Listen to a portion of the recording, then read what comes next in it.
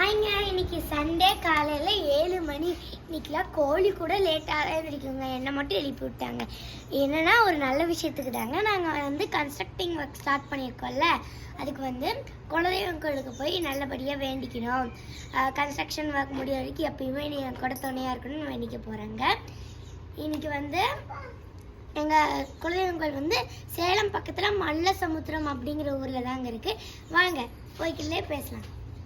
சரி, கிளம்பி நீட்டாக இருக்குமே ஒரு செல்ஃபி எடுக்கலான்னு பார்த்தா அவன் அங்கேயும் இங்கேயும் திரும்புகிறாங்க. அப்புறம் கஷ்டப்பட்டு சிரித்த மாதிரி ஒரு ஃபோட்டோ எடுத்துட்டு அப்புறம் எங்கள் வீட்டு செடியிலேருந்து பொறிச்ச நான் வைக்கிற ரோஸை இவனுக்கு வச்சு விட்டா அந்த மொட்டை மடையில் அது நிற்கவே இல்லைங்க. கஷ்டப்பட்டு அதை வச்சுட்டு ஒரு செல்ஃபி எடுத்தோங்க. அப்புறம் ட்ரோன்னு கிளம்பிட்டோங்க. அவ்வளோதாங்க, ஜாலியாக கிளம்பியாச்சு. நான் 2 வீலர் போகிறது எனக்கு ரொம்ப பிடிக்குமா, அதனால் நான் ரொம்ப ஹாப்பியாக இருக்கேங்க. என் ஃபேமிலியாக போட்டு என் தம்பியை நசுக்கிட்டு இருக்காங்க. இருந்தாலும் அந்த கஷ்டத்தில் என் தம்பி பாருங்களேன், கை சுப்பிட்டு கேமரா பார்த்து சிரிப்பான் பாருங்களேன். இப்போ பார்த்தீங்களா என் செல்லக்குட்டி சிரிக்குது. எங்கள் வீட்டிலேருந்து குலதெய்வம் கோயில் 62 கிலோமீட்டர் வருங்க.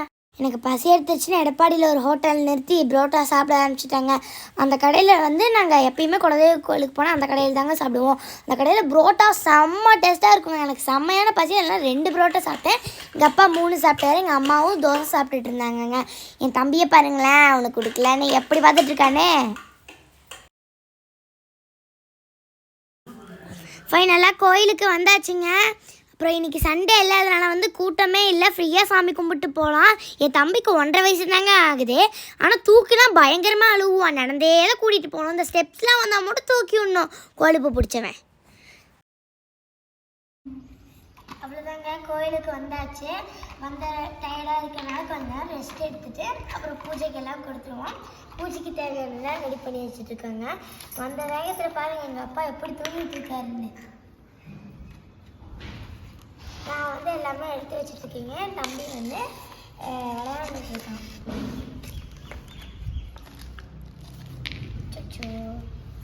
பார்த்தீங்களா, பேக் கூட சரியாக பண்ணல கடைக்காரங்க, நம்மளை ஏமாற்றிருக்காங்க.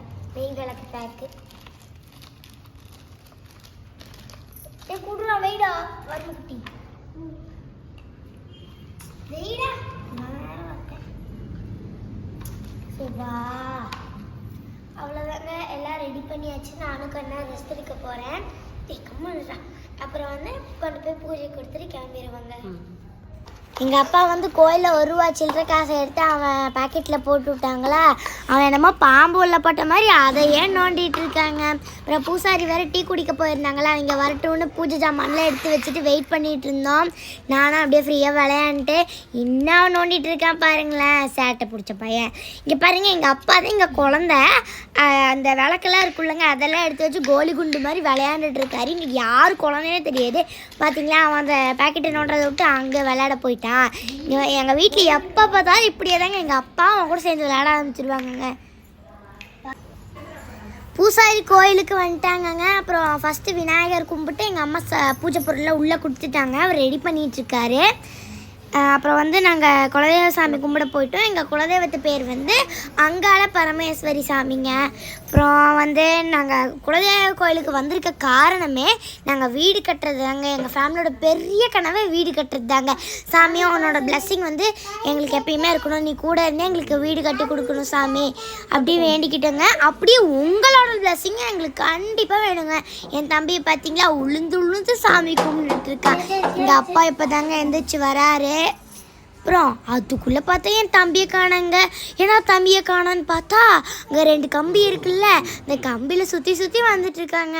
அப்புறம் கோயிலேருந்து கிளம்பியாச்சுங்க. அடிக்கிற வெயிலுக்கு ஒரு ஜூஸ் குடித்தாதான் நல்லாயிருக்கும்னு கொங்கனாபுரத்தில் இருக்கிற ஒரு பேக்கரியில் நிறுத்தி, அப்பா நீ எனக்கு ஜூஸ் வாங்கி தந்தே ஆகணும்ப்பா அப்படின்னு சொன்னேங்க.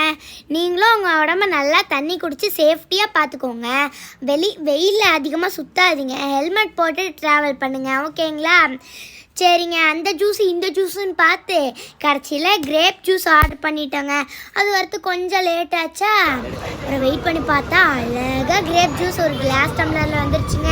எனக்கு சந்தோஷம் தாங்கலை, ஜில்லுன்னு வேறு இருந்துச்சா. குடிக்கலாம் சேஸ்லாம் அடிச்சுட்டு குடிக்க போனால் ஏன்னா குடிக்க முடியல.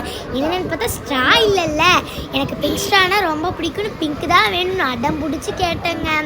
அப்புறம் என் தம்பிக்கு வேறு டீ கேக்னா ரொம்ப பிடிக்குமா, அதை தான் பீஸாக எடுத்து வாயில் அப்படியே அமுத்திக்கிட்டு இருந்தாங்க. அப்புறம் ஸ்ட்ரா வந்துருச்சு, பிங்க் ஸ்ட்ராவே வந்துருச்சுங்க. அப்புறம் சந்தோஷத்தில் எல்லாம் குடிச்சிட்டு இருந்தேன்னா கிரேப் ஜூஸ் செம்ம டேஸ்ட்டுங்க. இது வரைக்கும் நான் அந்த ஜூஸ் குடித்ததே இல்லையா. ஃபஸ்ட்டு பாக்கெட் நல்லா இருக்குமாடா அப்படின்னு டவுட் தான் வந்துச்சு. அப்புறம் எல்லாம் சரியாக வந்துருச்சுங்க.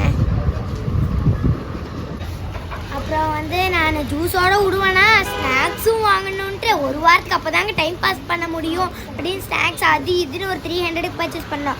ஏன் தெரியுமாங்க ஒரு வாரத்துக்கு பாஸ் பண்ண முடியும்னு சொன்னேன்? ஏன்னா 12th எக்ஸாம் நடக்கல, அதனால் half day full day holiday அந்த மாதிரி தான் இருக்குது. வீட்டில் சும்மாவே இருந்தால் போர் அடிக்குது. அதனால தாங்க கிட்டத்தட்ட ஒரு நான் 300 பர்ச்சேஸ் பண்ணியிருப்பேன். எங்கள் அப்பா வந்து அமௌண்ட்லாம் எடுத்து கொடுக்கலான்னு பர்செல்லாம் எடுத்துகிட்டு இருந்தார். நான் வந்து அதை வாங்கலாம் இதை வாங்கலாம் சிம்ஜா வாங்கலாம் அதை வாங்கலாம் அந்த பக்கம் போயிட்டேன்னா அப்புறம் அங்கே போனால் நிறையா இருந்துச்சு. அது வாங்கலாம் இது வாங்கலாம், எனக்கு ஒரு கோல்டாக இருக்குது, இது வேணான்னு அது வேணாம், கேக்கெல்லாம் இருந்துச்சு அதெல்லாம் வாங்கலான்னு பார்த்தா வேணான்ட்டு. அப்புறம் அங்கே பப்பிள்ஸ்லாம் இருக்குது பாருங்கள், பப்பிள்ஸ் வாங்கலாம் தொட்டு பார்த்தா சரி வேணாம் நான் இதெல்லாம் பைத்தியம் சரி வேணான்னு விட்டாங்க. சரிங்க, அடுத்த ப்ளாக்ல பார்க்குறாங்க. தனியுகா 2014 சேனல் நீங்கள் தான் சப்ஸ்கிரைப் பண்ணணும். தேங்க்யூ.